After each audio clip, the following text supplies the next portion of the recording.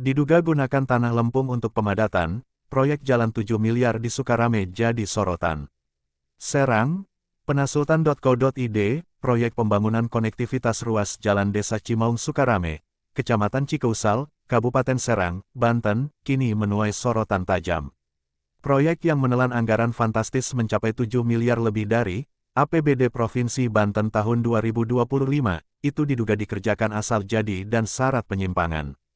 Proyek yang digarap oleh CV2 Putra Mandiri dengan konsultan pengawas PT Sagara Giri Rejeki ini disebut-sebut menggunakan campuran tanah lempung untuk pemadatan betonisasi jalan.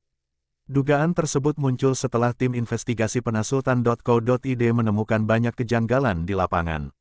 Pekerja tanpa APD, material diduga murahan.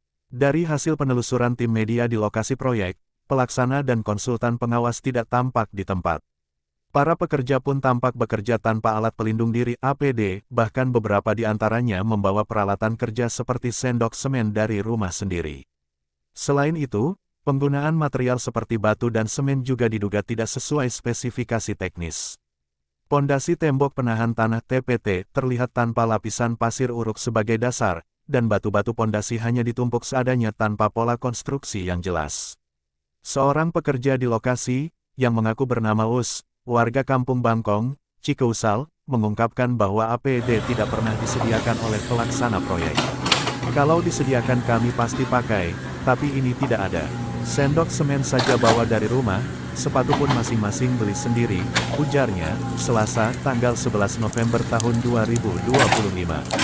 Ia juga menjelaskan bahwa dimensi TPT dibuat secara acak tergantung medan, tanpa ukuran pasti. Lebar bawah sekitar 50 cm, tinggi 90 cm, tapi tergantung kondisi jalan. Kami ikut saja perintah di lapangan, tambahnya. Lebih lanjut, Us menyinggung soal kualitas batu yang digunakan. Batunya warna-warni, ada merah, kuning. Katanya itu beskos untuk pemadatan, tapi kehujanan jadi begini, ungkapnya. Pengawasan lemah, anggaran besar dipertanyakan. Hasil investigasi di lapangan memperlihatkan lemahnya fungsi pengawasan dari konsultan dan pihak dinas terkait. Para pekerja mengaku jarang melihat kehadiran pelaksana proyek maupun konsultan pengawas, yang semestinya memastikan mutu pekerjaan sesuai spesifikasi. Pelaksana proyek namanya Padil, orang Kronjo.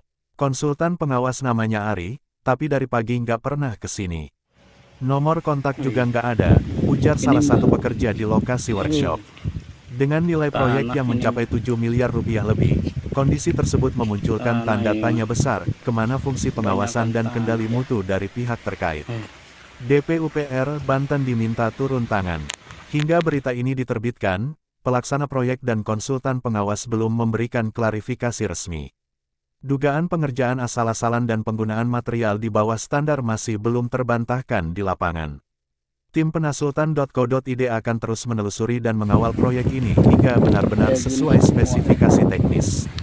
Publik berharap Dinas Pekerjaan Umum dan Penataan Ruang DPUPR Provinsi Banten segera turun langsung ke lokasi untuk melakukan pemeriksaan menyeluruh, bukan hanya menerima laporan dari pelaksana dan konsultan.